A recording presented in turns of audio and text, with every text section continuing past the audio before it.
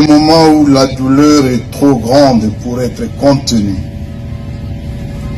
Il est des instants où même le silence pleure.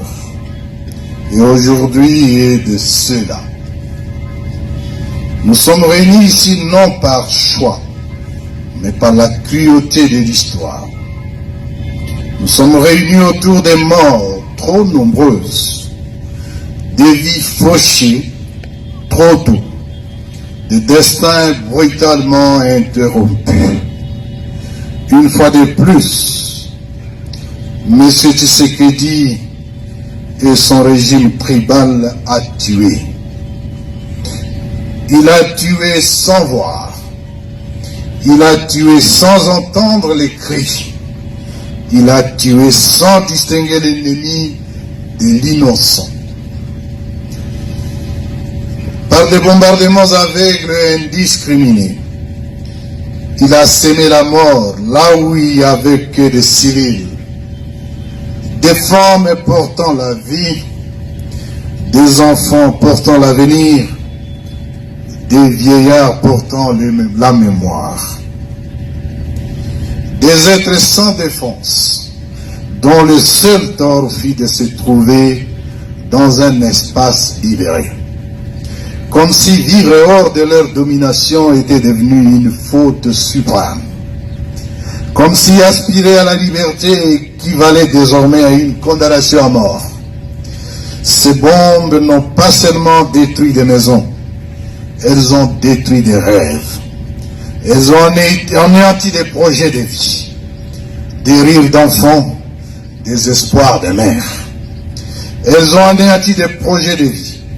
Le régime tribal et illégitime de Kinshasa a arraché à la vie les rêves de toutes ses victimes, emportés par une folie meurtrière qui ne respecte ni l'âge, ni le sexe, ni l'innocence. Aujourd'hui, ce n'est pas seulement Massissi, ce n'est pas seulement un village qui pleure, ce n'est pas seulement une communauté qui saigne. Aujourd'hui est un grand jour de deuil pour toute notre nation meurtrie.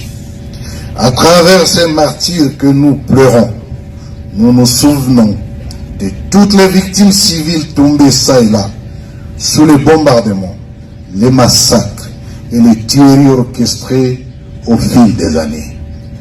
L'allocution de l'administrateur du territoire était poignante là-dessus.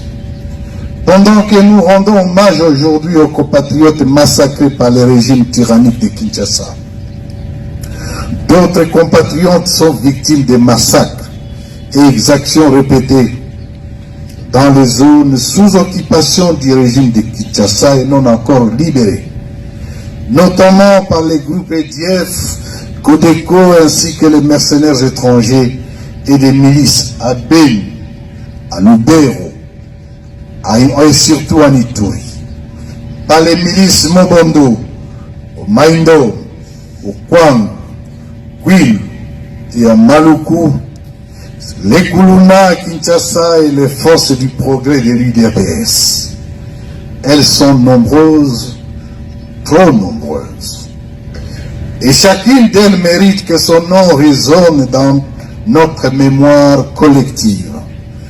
Je tiens à rassurer solennellement, au nom de l'Alliance Fleuve Congo, mouvement du 23 mars, les populations des territoires libérés. L'AFCM 23 demeure pleinement engagée à assurer leur protection contre toute menace, d'où qu'elle provienne. La sécurité des civils, la préservation de leur dignité et le respect de leurs droits fondamentaux constituent des priorités absolues de notre révolution constitutionnelle. Le message clair des populations exprimant leur refus de retour des forces responsables des chaos et de l'insécurité a été entendu. Les territoires libérés doivent demeurer des espaces de paix, d'unité, de sécurité et du vivre ensemble, sans exclusion, sans haine et sans persécution. Ne laissons personne réduire ces morts à des simples statistiques. Derrière chaque victime, il y a une histoire. Un enfant qui rêvait de devenir médecin, un autre avocat ou encore un homme d'affaires. Une mère qui se battait pour nourrir les siens. Un père qui espérait simplement voir des enfants grandir en paix. Ils n'étaient pas des combattants, ils n'étaient pas des menaces, ils étaient la vie même. Qu'on l'entende clair ici et ailleurs, la légitimité mensongère, politique, dont se prévaut le régime de Kinshasa, ne lui donne aucun droit de tuer la population.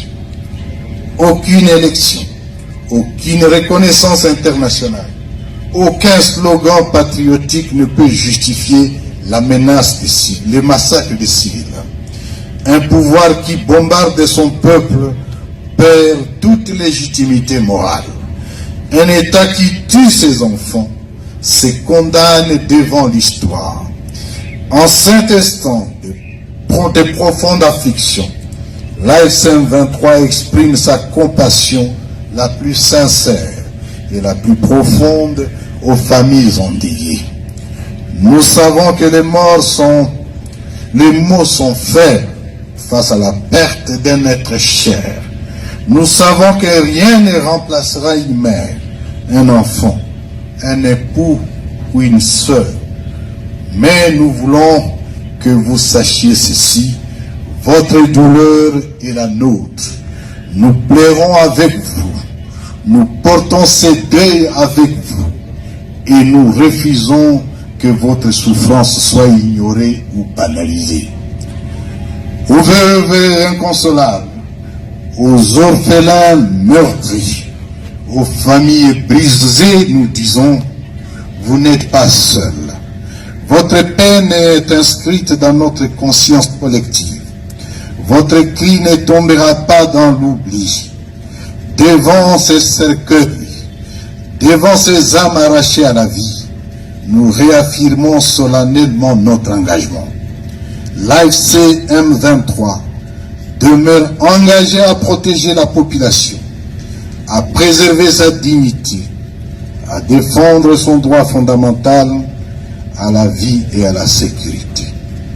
Nous resterons aux côtés du peuple dans l'épreuve, non par calcul politique, mais par devoir moral et humain. La dignité humaine n'est pas négociable. La vie civile n'est pas une variable d'ajustement. En nom d'Arki, nous adressons ces mots.